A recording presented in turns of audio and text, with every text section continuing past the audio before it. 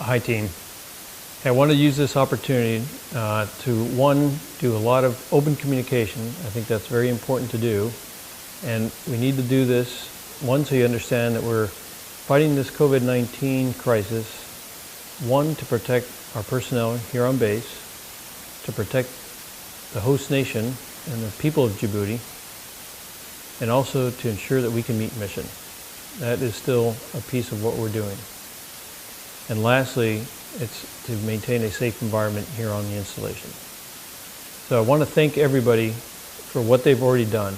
Great volunteer work in front of the exchange, inside the exchange, inside the galley, at the lines in the galley, picking up trash, a lot of efforts, cleaning teams that are making this a much bigger success. And we need that help, and really do appreciate everyone who's volunteered so far. If you're interested in helping, let your supervisor know, because there still are demands for things that we have to do, things that we have to do to meet mission, things as simple as incoming mail that comes and gets processed through here needs a lot of help. So one of the things that we also want to do is answer some common questions that we're getting, and I'll get to that here shortly. Really the bottom line is thank you for everything that you've done. I think we're doing a great job. There's more to do. The COVID-19 pandemic, because of its nature, poses a lot of risk when people are out and about in close contact. So you have to maintain social distancing. That's why we have so many of these measures in place, and it's not about finding ways to get around it. It's conforming to those. It's for your own protection. Things like sport activities or gathering in small groups, even though no one's watching, it's not a good idea to get together in small groups. Even things as innocent as playing cards and a clue. If you're in there, a group of 6 people, imagine if one of you is sick with the flu but has no symptoms. That's what it's like. So you could be passing on the virus and not know it, and that's why it's so dangerous and why we're seeing it spread so much. People are traveling with no notion that they're carrying the virus and spreading amongst aircraft or places of common touch or presence. So when you're out and about, keep that in mind. Imagine the other person you're next to having the virus, and you want to maintain that distance. It's that simple. So with that, I'm going to go to some questions that have been asked to us. So this first question is, when can we stop social distancing? It's a tough question to answer, and to be honest, it may be a while. The mandate to start social distancing came from the Secretary of Defense and worked its way all the way down. And I think that's where it's going to start. So we'll have to wait for high authorities to tell us to start considering the relaxation of social distancing. We're in this for the long haul. I think we can do it without trouble. It does take patience and teamwork. So this next question is, are we still able to get mail? And yes, we are able to get mail. There's a lot of factors outside of our control as far as how much and how quickly mail is coming from stateside and other places around the world to us. But mail is still coming in, and it's getting processed at the post office, and then the mail orderlies for each command can still pick it up. So you should still see mail showing up.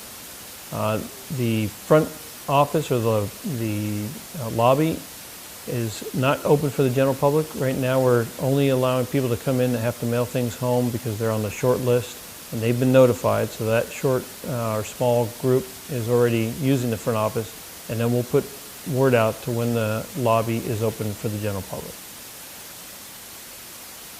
So this next question, do we have COVID-19 on this base? So a few weeks ago, we had a patient showing all the symptoms, and he was subsequently medevaced up to Germany, where he was tested positive for COVID-19. It's out in town. It's in the media. There's several cases already reported in Djibouti. So it's around here. Question is it still on base? A lot of people would say, why bother with all the social distancing when we don't see people getting sick? But that's probably because it's working, and we've got to stay on it to keep the spread from occurring. So keep that social distancing, those measures in place. That's our most effective tool. So this next question is, for those who are supposed to leave soon, i.e. they've completed their mobilization, has our leave date changed? Well, some people's leave date has already changed, and they're still here. But higher headquarters on up, they're working hard to get people back home because they've completed their mobilization. There's high-risk personnel that we also have to send back, so we're working on both of those. So just be patient. We are looking at it, and in due turn, everyone should get back. Okay, this is a good question. Can the NEX open for more hours than just 6 hours per day? So, first of all, thank you for those who are volunteering to help keep that open. But we lost about 1,200 local national labor. So, a lot of them work at the Navy Exchange, as you might have noticed before this. So we got 4 NEX employees plus volunteers to run the NEX. Those are 6 hours of operating time, but then long hours to manage the inventory, restock, go to the warehouse, and pull that inventory into the store. A lot of long days for those 4 employees. They're getting help from the volunteers, but they still have to manage all the systems, do all the data entry, and all the bookkeeping. So I think 6 hours is already a lot that they're doing. If you do see Mary or any of the 4 NEX employees, thank them for that effort, because they're running on fumes. Thank you very much. And this last one. When can we open other facilities like the gyms, Subway, and Pizza Hut? Those are difficult, but we'll continue to reassess. It's difficult because those are close proximity or food preparation areas, and they can pose high risk. On a positive note, we are now allowing up to 4 people to work out on a turf field, maintaining social distancing. So it doesn't mean a 4-team soccer game or a 4-team throw the frisbee game, because that involves contact. So we want to maintain low contact and social distancing.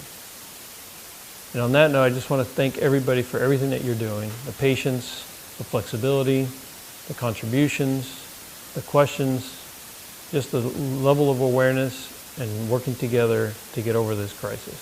It's very much appreciated. We're protecting our personnel, and we're still able to meet mission, which are the most important factors. Thanks very much.